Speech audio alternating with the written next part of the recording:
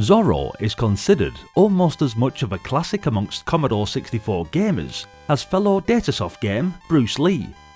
Zorro, whose name in Spanish means fox, was likely based on Mexican folk tales of a noble bandit who fought on behalf of the peasantry and indigenous peoples. He famously uses the letter Z as his mark, using his sword to carve it into the clothes or sometimes the bodies of his adversaries in 3 swift strokes.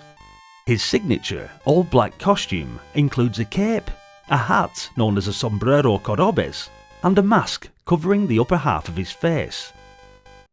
The game's plot is simple and predictable enough. A noble señorita is kidnapped by the evil generic villain, this time portrayed by your arch-enemy, Sergeant Garcia, and has taken her to be kept inside some sort of a high tower. Now, I guess the music might be nostalgic for some of you. It definitely grates on you after a while. Ah, how's that? Seeing as you're the hero of all suppressed Mexican farmers, the señorita chooses you to rescue her by dropping you a handkerchief, which you will need to deliver to her before she sets you on another, less imaginative task. While Zorro certainly shares a good deal with its Datasoft action-adventuring brethren, it could not be called a mere copy of their other hit games. Bruce Lee was a logical and a rather straightforward action platformer with a little bit of puzzle elements. Conan was more of a puzzle platformer, and The Goonies was a clear, plot-driven, multi-loading, single-screen platform puzzler with constant use of 2 alternatingly controllable player characters.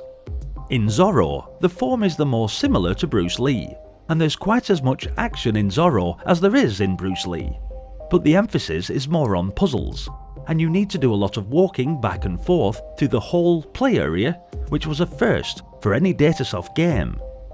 You need to pick up and deliver objects to different places, and use them in ways that would often have funny and useful results. On paper, it probably seemed like an idiot-proof concept, or at the very least, a good continuation of a well-established form of flip-screen puzzle platformers with some action elements to justify the use of a well-known action hero protagonist. I always liked Zorro for its gameplay and its humour. The relative lack of colours never truly bothered me, nor did the catacombs, once I learned how to navigate them with ease. The music is another matter entirely, but at least that's something you can deal with without affecting the gameplay. If you have played Datasoft's Bruce Lee, Conan or The Goonies before, the basic gameplay mechanics will come as nothing really new. You control Zorro in a manner most obvious to any side-viewing platformers. Left and right will make the man walk left and right, up will make him jump straight up or climb ladders if available, and down will climb down the ladders if available. Jumping left or right will naturally require diagonals, and the fire button is used for picking up and dropping items, as well as swooshing your rapier around when in combat mode. You enter combat mode automatically when an enemy is near enough. For the game's misfortune, the sword fighting is mostly a game of luck, but at least tapping the fire button and moving in the enemy's direction proves much more resultful than not doing so. However, escaping a fight is also possible.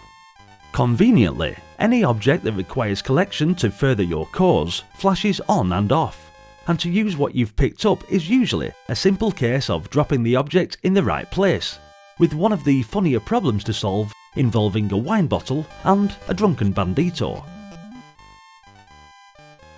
Another puzzle sees you stoking up the furnace in order to brand a bull, so that you can gain access to a horseshoe. In fact, for those who have never managed to complete the game after all these years, here's exactly what you need to do.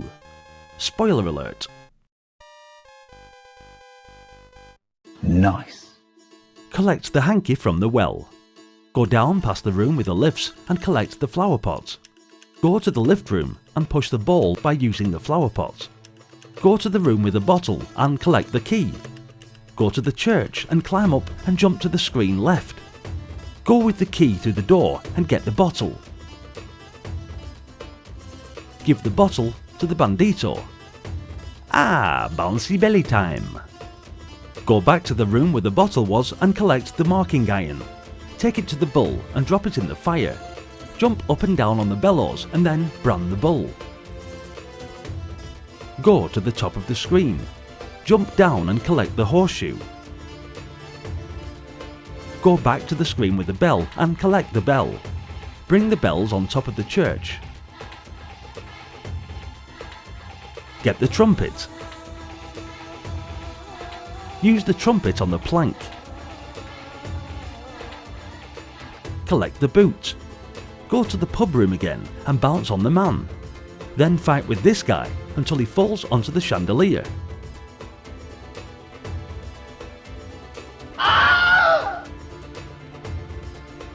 Go down to collect your little bonus.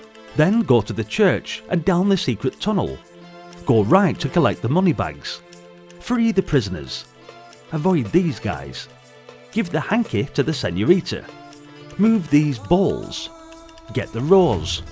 Go back to the senorita. Done. Zorro's two trademarks are his marvellous swordplay and his mighty leaping over the rooftops, swinging from the chandeliers.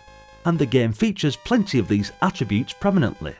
Similarly to Bruce Lee, Conan, The Goonies and other Datasoft classics, Zorro is well worth a try, but for absolute beginners, it might not be the friendliest or the most attractive game. That said though, Zorro is fun to play and surprisingly addictive. Thanks for watching guys, hit the like button if you enjoyed the video, and share your thoughts about Zorro in the comments section. Your continued support is massively appreciated. If you're enjoying the nostalgia, then do be sure to hit subscribe and follow me on this epic journey as we revisit the classic Commodore 64 and Amiga titles, and remember the great games from our youth. With loads of nostalgic memories waiting to be unearthed on the channel playlist and more coming daily, hopefully I'll see you all in the next video. Until then, bye for now.